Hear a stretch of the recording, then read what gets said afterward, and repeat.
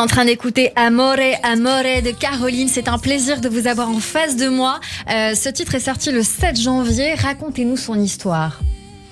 Alors ce titre, je l'ai fait il y a 1 an et demi dans le sud avec mon acolyte, mon binôme qui s'appelle Stereotypes.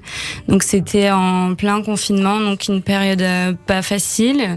Et le message de la chanson, c'est de réussir à garder le positif des moments qui sont difficiles et à les transformer en quelque chose de beau. Voilà, c'est ça le message. Caroline, vous avez 23 ans. On a envie de tout savoir de vous, sur vous, vos aspirations, votre univers, votre parcours. Vous avez 1 minute sur l'antenne de Radio J. Ok, tout ça en même temps. Donc moi c'est Caroline avec un tréma sur le A. Je viens de Brest en Bretagne. J'adore la musique depuis que je suis toute petite. J'ai commencé à 11 ans à faire des concerts grâce à une association en Bretagne. Et je suis arrivée sur Paris il y a 4 ans. J'ai rencontré des super musiciens il y a 2 ans. Et c'est là que j'ai commencé mon projet qui sort à la fin du mois de janvier. Là. Alors à la fin du mois de janvier, justement le 28, avec d'autres titres, notamment Tout de moi, qu'on va écouter dans un instant, suivi de Pyromane, un peu plus rappé. Sur votre EP que j'ai eu le plaisir d'écouter hier, il y a Abîmé, qui est plus slowly. Tout de moi, plusieurs univers, mais une signature vocale affirmée et des titres quand même très écorchés. Pourquoi à 23 ans ?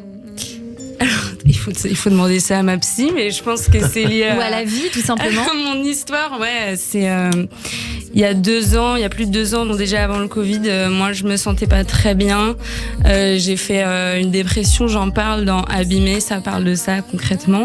Et en fait, chronologiquement, toute l'histoire de l'EP, c'est un peu l'histoire d'une résilience.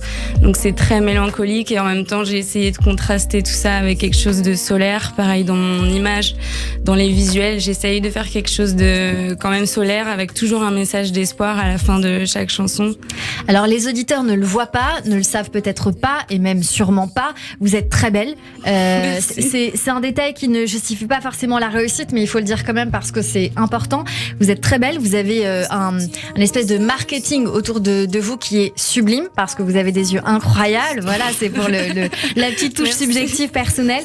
Vous êtes influencée par des pointures, Billie Eilish, Yael Naïm, Damso, Lolo Zouaï ou encore Joy Crooks. Vos réseaux sociaux, c'est Blue Caroline. Pour certains, c'est important qu'on vienne vous retrouver. Vous allez être sur scène très bientôt, le 27 janvier, au 3 Baudet à Paris. On va venir vous voir. Imaginarium Festival le 4 et 5 juin 2022 à Compiègne. Qu'est-ce qui vous manque, Caroline ? Ce petit truc, parce que vous êtes signée, vous êtes en maison de disques, enfin, vous avez un label. Qu'est-ce qui vous manque pour décoller, vous pensez ? Plein d'argent. 1 million d'euros. L'argent, je sais pas si ça fait tout. Ça n'achète pas le public, je crois pas. Oui, non, de la visibilité, des opportunités et pouvoir rencontrer un public qui peut aimer ce que je fais en fait. Voilà, c'est ça. Eh bien, écoutez, c'est une interview très sincère avec des réponses très sincères. On va venir, on va vous écouter. Alors, on va écouter Pyromane qui va s'enchaîner sur l'antenne de Radio J. Merci d'avoir été notre coup de cœur, Caroline. Ouais, merci à vous.